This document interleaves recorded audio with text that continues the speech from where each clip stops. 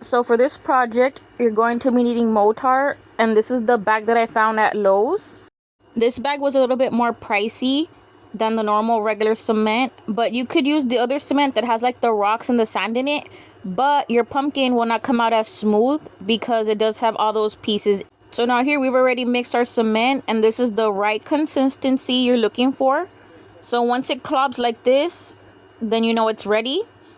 And now these are my Halloween pumpkins that I've had out for many years. Excuse the holes at the bottom. I do use these for lanterns. And in order to make sure the cement doesn't stick to these plastics, we're going to be spraying some WD-40. I've seen people use regular cooking oil. And now here I'm just going to fill up my first pumpkin only up to that first triangle of the eyes, because this pumpkin is going to be my bottom base. And you always want to make sure you pop out any air bubbles and hit the sides of the jack-o'-lantern. And make sure that wherever you put your pumpkin, it's on a straight flat surface, because here where I put this one, I ended up putting it like on a slanted slope, so the eye got a little bit messed up. And here I'm using some detergent bottles lids, and I did spray WD-40 on them, and we're just going to put it right into the bucket in the middle. And we're just going to place a big random piece of wood we had laying around, and now we're going to go ahead and let it dry.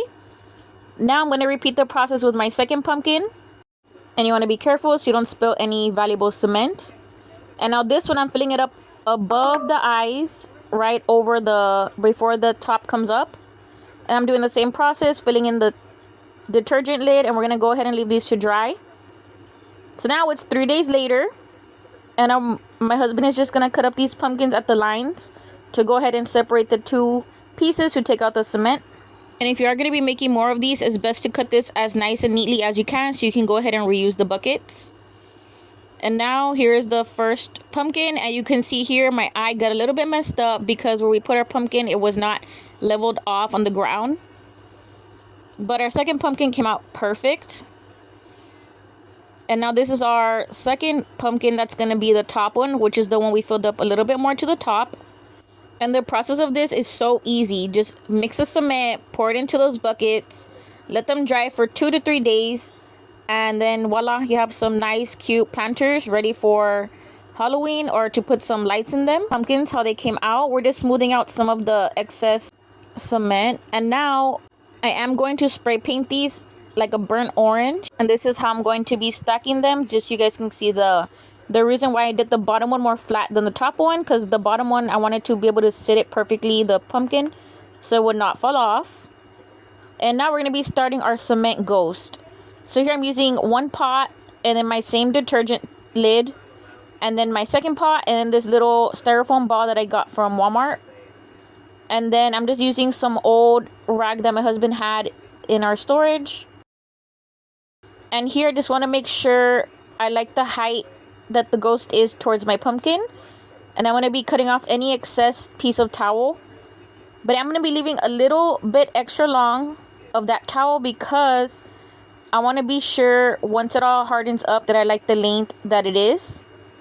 So now here I just put one wood standing up and then 2 woods to hold it together. And I'm going to be placing my pots on top. And now this is how we're doing it. We just went ahead and mixed the cement the same way, but we just added a lot more water because you want it to be watery in order for that towel to absorb the cement. And now here we're going to slowly place it onto our pots. And the ball did not go anywhere. The ball stayed really flat. And at this point, you want to make sure you layer the cement on top really thick. And yes, please wear gloves when you're working with cement. But my husband says he's a Mexican, not a Mexican, so he refused to put on any gloves.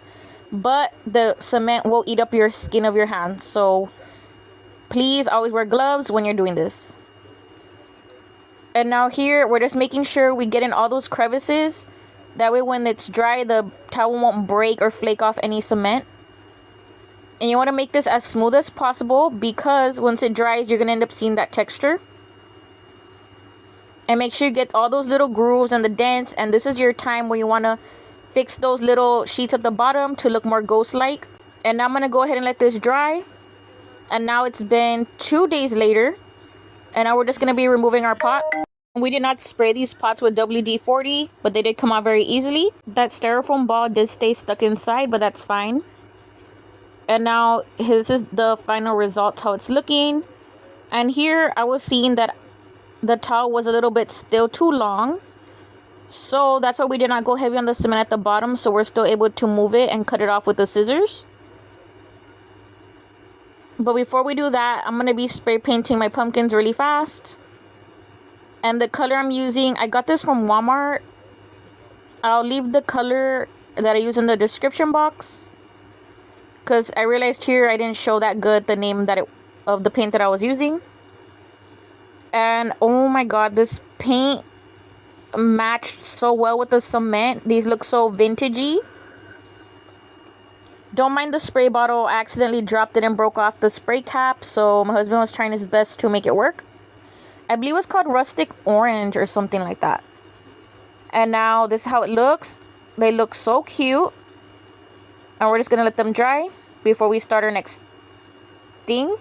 And now this paint, I got it from Dollar General, and I liked it because it was not so vibrant white, that it still matched with our vintage burnt orange color. So now here we already cut off the excess pieces of towel, and I'm not putting nothing under that ghost. It's literally just sitting there with the weight of the cement from the inside. And now I left that groove in the middle because I'm going to be putting a light in the inside.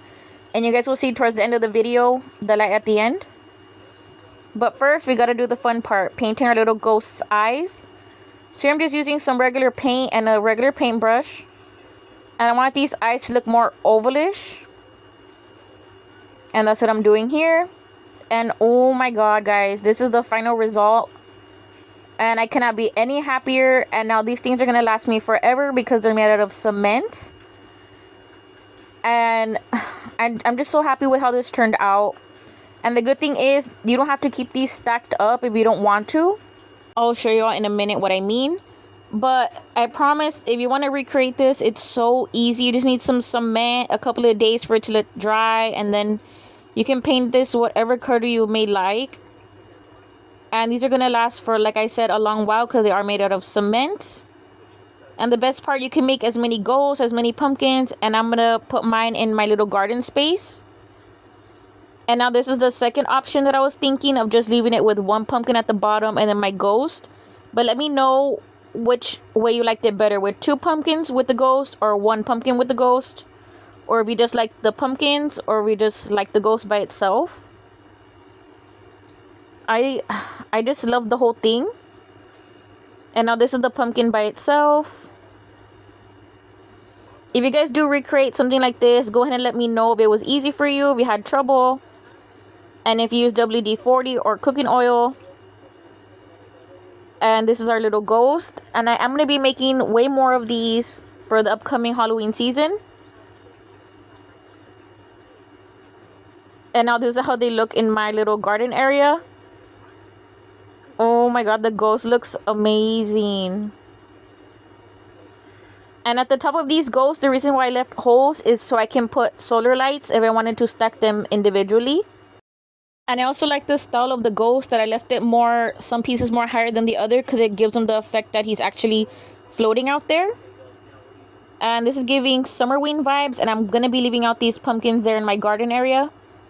And this is how they look at night, so cute. And if you want this thing to glow through the bottom, you can go ahead and just drill some holes through the eyes. Or hollow out the eyes so you can see that glowing light if that's what you want to do. The good thing about cement is that you can paint them whatever color you want. So if you're doing a Summerween type of theme, then go ahead and paint them maybe pink and yellow or something like that. So for the inside, you can use a solar light, but I'm just going to be using a glow stick that I had on hand. And I'm just going to place it there, and then this is how easy it was to stack the ghost. Since the pots were the right width of this, the ghost sits perfectly on top of the pumpkins. No need to be adding stakes or anything, but you could add a stick in the middle, and that would make you feel more better. But I promise it does not, since it is heavy. At the end of this screen, I will leave up my Halloween playlist up there, so you can go ahead and click and see other DIYs I've done and Halloween decorations I've bought. But like always, thank you guys for watching. If this was helpful, go ahead and leave a thumbs up. If you have any questions or comments, drop them down below. And don't forget to click the little bell to get notified every single time I post a new video if you like seeing this type of content. And thank you all for watching. Don't forget to subscribe. so you can see other videos I've made or will make in the future.